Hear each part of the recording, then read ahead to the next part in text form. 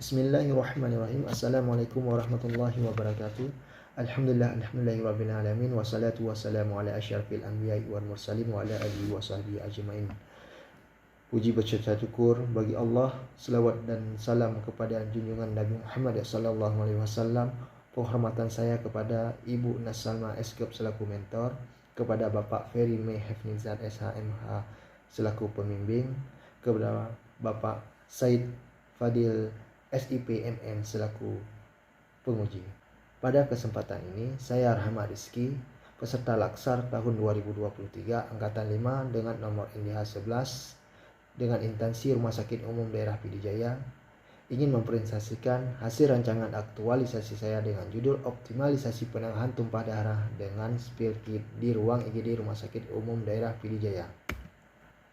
Rumah Sakit Umum Daerah Pidijaya dibangun di atas area persawahan seluas 37.000 meter persegi yang terletak di pinggir Jalan Raya Banda Aceh, Medan kilometer 158, Gampong Dayah Timur, Kecamatan Meredu. Visi Rumah Sakit Umum Daerah Pidijaya menjadikan fungsi rumah sakit sebagai salah satu pusat pelayanan yang dapat meningkatkan derajat kesehatan masyarakat Pidijaya dengan mengutamakan kualitas dan daya saing yang tinggi serta menjamin terpenuhi hak-hak dan kewajiban setiap pasien, keluarga, serta keamanan dan kenyamanan bagi setiap petugas kesehatan. Misi Rumah Sakit Umum Daerah Pidijaya meliputi yaitu ibadah, meningkatkan kualitas pelayanan, meningkatkan jenis pelayanan, meningkatkan kepercayaan masyarakat, menciptakan lingkungan kerja yang aman dan efisien untuk staf rumah sakit, membangun sistem pelayanan yang islami, menciptakan fungsi rumah sakit berfungsi sebagai pelayanan juga dapat berfungsi sebagai fungsi pendidikan, serta menciptakan fungsi rumah sakit selain berfungsi sebagai pelayanan juga dapat berfungsi sebagai fungsi sosial. Latar belakang potensi bahaya menurut Peraturan Menteri Kesehatan Nomor 66 Tahun 2016 terdiri dari 8 item, yaitu potensi bahaya fisik, kimia, biologi, ergonomi, psikososial, mekanikal, dan elektrikal. Jenis potensi bahaya ini memiliki dampak dan pengaruh yang sangat kuat yang dapat membahayakan komponen rumah sakit. Dalam daftar Occupational Safety and Health Administration atau dikenal dengan OSHA, yaitu prinsip bahaya bagi komponen rumah sakit, salah satunya yaitu patogen melalui darah. Sejak saya bertugas di instansi gawat darurat Rumah Sakit Umum Daerah Pidijaya, masih ada dijumpai petugas di ruang IGD Rumah Sakit Umum Daerah Pidijaya yang kurang menerapkan penanganan tumpahan darah dengan penggunaan spill kit. Masih banyak yang dijumpai petugas membersihkan tumpahan darah hanya dengan mengepel, tidak sesuai prosedur yang ada, yaitu dengan spill kit. Identifikasi isu yang saya temukan yaitu yang pertama, belum optimalnya penanganan tumpahan darah dengan spill kit di ruang IGD Rumah Sakit Umum Daerah Pidijaya. Yang kedua, belum optimalnya petugas jaga triase di ruang IGD Rumah Sakit Umum Daerah Pidijaya. Yang ketiga, belum optimalnya operasi jaga perawat di ruang IGD Rumah Sakit Umum Daerah Pidijaya. Analisis isu menggunakan AKPL. Yang pertama, belum optimalnya penanganan tumpahan darah dengan spill kit di ruang IGD Rumah Sakit Umum Daerah Pidijaya. Dapatkan jumlah skor 20. Yang kedua, belum optimal petugas jaga triase di ruang IGD Rumah Sakit Umum Daerah Pidijaya, mendapatkan skor 16. Yang ketiga, belum optimal operasi jaga perawat di ruang IGD Rumah Sakit Umum Daerah Pidijaya, mendapatkan jumlah skor 14. Analisis isu dengan USG. Yang pertama, isu belum optimal penanganan tumpah darah dengan spill kit di ruang IGD Rumah Sakit Umum Daerah Pidijaya dengan total skor 15. Kedua, belum optimal petugas juga triase di ruang IGD Rumah Sakit Umum Daerah Pidijaya, mendapatkan total skor 12. Yang ketiga, belum optimalnya operasi jaga perawat di ruang IGD Rumah Sakit Umum Daerah Pidijaya, mendapatkan skor 11. Jadi prioritas pertama yaitu belum optimalnya penanganan tumpah darah dengan spill kit di ruang IGD Rumah Sakit Umum Daerah Pidijaya. Analisis penyebab skor isu menggunakan metode Fishbone. Salah satu penyebabnya dari manusia yaitu kurangnya kesadaran diri petugas dalam penggunaan spill kit, kurangnya pengetahuan tentang SOP penggunaan spill kit. Dari metodenya didapatkan penanganan tumpahan darah hanya di lab dan di pel saja, dan cara penanganan tumpahan darah tidak sesuai SOP. Dari alatnya didapatkan ketersediaan material yang dibutuhkan masih kurang, belum ada media edukasi cara penggunaan spill kit.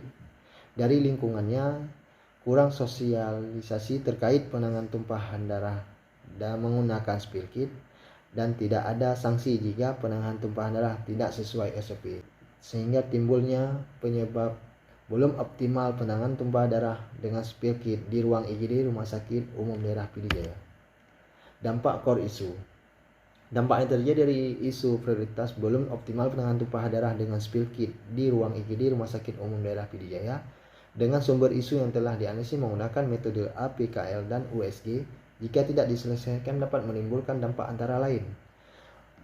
Yang pertama, ruang tidak segera membersihkan tumpahan darah dapat menimbulkan infeksi nosokomial yang dapat mengenai pasien dan keluarga maupun petugas yang menangani di ruangan.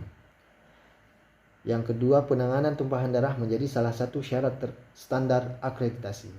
Yang ketiga, kegiatan optimalisasi penanganan tumpahan darah dengan menggunakan spill kit di Rumah Sakit Umum Daerah PD Jaya dapat menjadi salah satu solusi dalam menyelesaikan masalah sehingga dapat mencegah adanya infeksi nosokomial.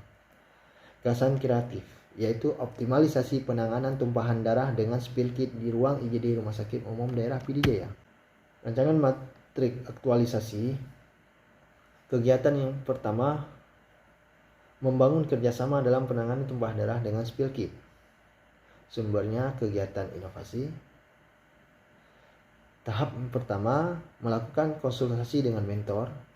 Output hasilnya foto konsultasi dengan mentor, keterkaitan substansi mata pelajaran yaitu adaptif. Kegiatan kedua, melakukan konsultasi dengan kepala IPCN. Output hasilnya foto konsultasi dengan kepala IPCN. Keterkaitan sumber mata pelatihan yaitu kolaboratif. Kegiatan ketiga, melakukan konsultasi dengan kepala IGD dan rekan kerja. Output dan hasilnya foto konsultasi dengan kepala IGD dan rekan kerja.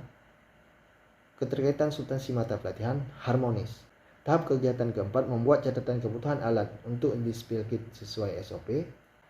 Output hasilnya tersedia catatan alat-alat yang dibutuhkan untuk dimasukkan di dalam box spill kit. Keterkaitan substansi mata pelatihan yaitu kompeten, akuntabel. Tahap kegiatan kelima, membuat spill kit. Output hasilnya tersedia spill kit di IGD. Keterkaitan substansi mata pelatihan, kompeten, akuntabel. Kegiatan kedua, membuat poster penanganan tumpahan darah dengan spill kit. Tahap kegiatannya yang pertama, membuat desain poster tumpahan darah dengan spill kit sesuai SOP. Hasil outputnya adanya desain poster penanganan tumpahan darah dengan spill kit sesuai SOP. Keterkaitan mata substansinya loyal, kompeten. Tahap kedua, berkonsultasi dengan mentor tentang poster. Hasil outputnya foto konsorsi dengan mentor. Keterkaitan substansi mata pelatihan adaptif, kolaboratif, harmonis. Tahap kegiatan ketiga, mencetak poster. Hasil outputnya adanya poster yang sudah tercetak. Substansi mata pelatihan yaitu akuntabel, manajemen ASN. Tahap kegiatan keempat, melakukan konsultasi dengan kepala IGD. Output hasilnya foto konsultasi dengan kepala IGD terkait penempelan poster. Tahap kegiatan kelima, menempelkan poster di ruang IGD. Output hasilnya adanya poster di ruang.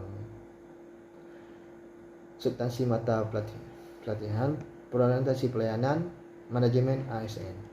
Kegiatan ketiga, membuat video edukasi cara penanganan tumpahan darah dengan spill kit. Tahap pertama yaitu melakukan konsultasi dengan mentor. Hasil outputnya foto konsultasi dengan mentor. Keterkaitan mata substansi kolaboratif. Tahap kegiatan kedua, menyiapkan alat dan bahan. Hasil outputnya tersedia alat dan bahan untuk pembuatan video. Keterkaitan mata substansi manajemen ASN. Tahap kegiatan yang ketiga, membuat video dengan konsultasi dengan rekan kerja.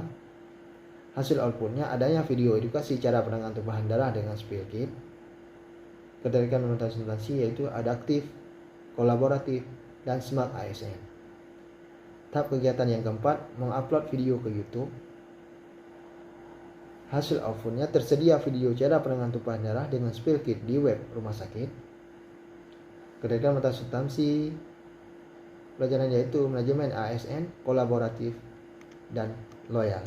Kegiatan yang keempat, melakukan sosialisasi penanganan tumpahan darah dengan spill kit kepada petugas IGD. Sumbernya kegiatan SKP. Tahap kegiatan pertama melakukan konsultasi dengan mentor. Hasil outputnya foto konsultasi dengan mentor. Kegiatan mata substansi yaitu kolaboratif. Tahap kegiatan kedua membuat undangan sosialisasi penanganan tumpahan darah dengan spill kit. Hasil outputnya adanya undangan sosialisasi penanganan tumpahan darah dengan spill kit. Substansinya akuntabel.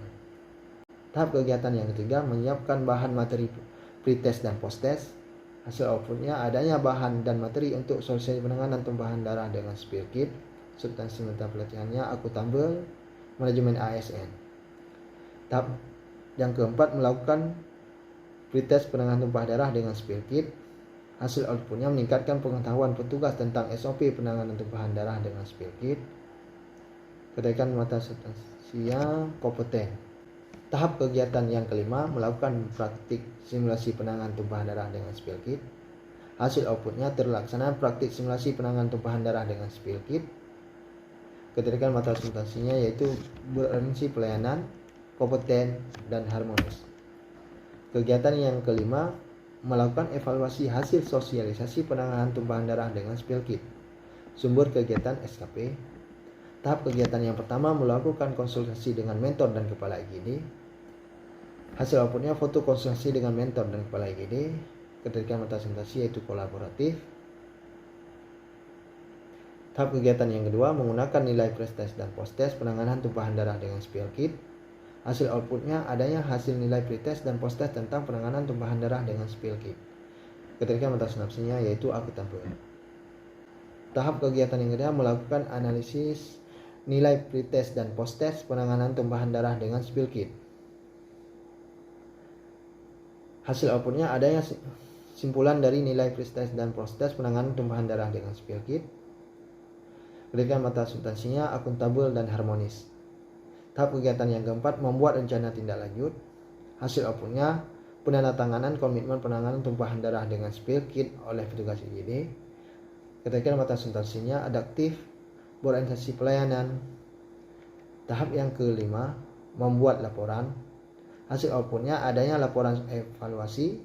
Ketekan mata substansinya akuntabel. Jadwal kegiatan aktualisasi.